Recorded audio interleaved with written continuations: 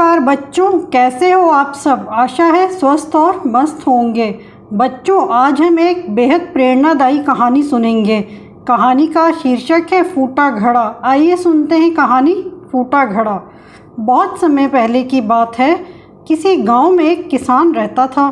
वह रोज़ भोर में उठकर दूर झरनों से स्वच्छ पानी लेने जाया करता था। इस काम के लिए वह अपने साथ 2 बड़े घड़े ले जाता था, जिन्हें वो डंडे में बांधकर अपने कंधे पर दोनों ओर लटका लेता था। उनमें से एक घड़ा कहीं से फूटा हुआ था और दूसरा एकदम सही था।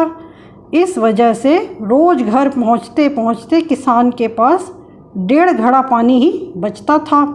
ऐसा 2 सालों से चल रहा था। सही घड़े को इस बात का घमंड था कि वो पूरा का पूरा पानी घर पहुंचाता है और उसके अंदर कोई कमी नहीं है। वहीं दूसरी तरफ फूटा घड़ा इस बात से शर्मिंदा रहता था कि वो आधा पानी ही घर तक पहुंचा पाता है और किसान की मेहनत बेकार चली जाती है। फूटा घड़ा ये सब सोचकर बहुत परेशान रहने लगा और एक दिन उससे रहा नहीं गया। उसने किसान से कहा, मैं बहुत शर्मिंदा हूँ और आपसे क्षमा मांगना चाहता हूँ। क्यों? किसान ने पूछा। तुम किस बात से शर्मिंदा हो? शायद आप नहीं जानते, पर मैं एक जगह से फूटा हुआ हूँ और पिछले 2 सालों से मुझे जितना पानी घर पहुँचाना चाहिए था, बस उसका आधा ही पहुँचा पाया हूँ।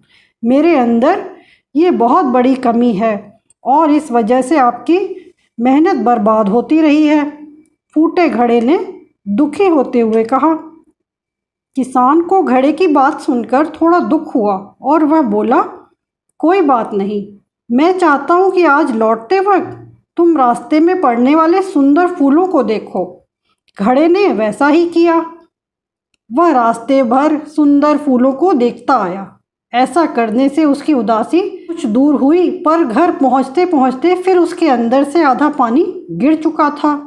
वो मायूस हो गया और किसान से क्षमा मांगने लगा।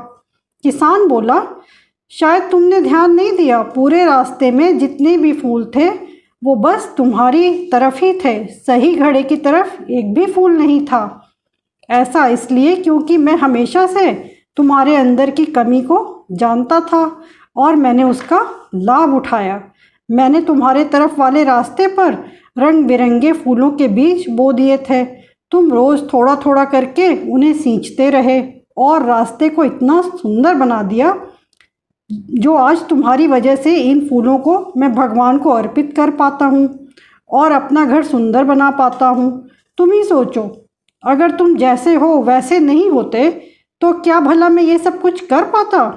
दोस्तों, हम सभी के अंदर कोई ना कोई कमी ज़रूर होती है, पर यही कमियाँ हमें अलग बनाती हैं, दूसरों से अलग करती हैं। उस किसान की तरह हमें भी हर किसी को वो जैसा है वैसा ही स्वीकार करना चाहिए और उसकी अच्छाई की तरफ ध्यान देना चाहिए। और जब हम ऐसा करेंगे तब फूटा घड़ा भी अच्छे घड़े से मूल्यवान हो जाएगा। बच्चों, आपको यदि मेरी कहानी पसंद आती है तो मेरे चैनल श्रेष्ठ कहानियाँ को सब्सक्राइब करें, कहानी को लाइक और शेयर करें। मिलते हैं फिर एक और नई कहानी के साथ। तब तक के लिए बाय।